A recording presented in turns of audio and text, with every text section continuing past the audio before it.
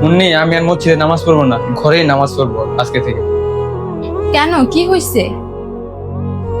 আরে আর বইলো না, মসজিদে বাচ্চারা হাঁটাহাঁটি করতেছে, মানুষে হাসাহাসি করতেছে, আর অনেক কথা বলতেছে।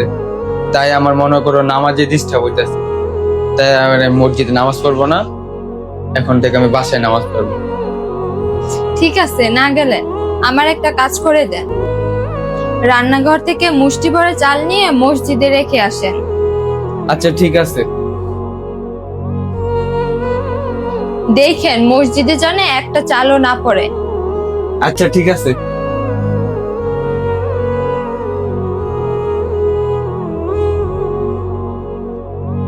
মসজিদে গেছিলেন, চাল রেখে আসছেন?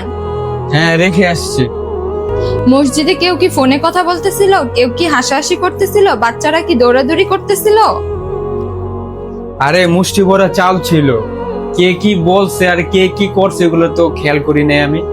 চাল যদি পুড়ে যায় তাই। যখন আপনি মসজিদে নামাজ পড়তে যাবেন তখন শুধু নামাজের দিকে মন দিবেন, অন্য কোথাও না, বুঝছেন?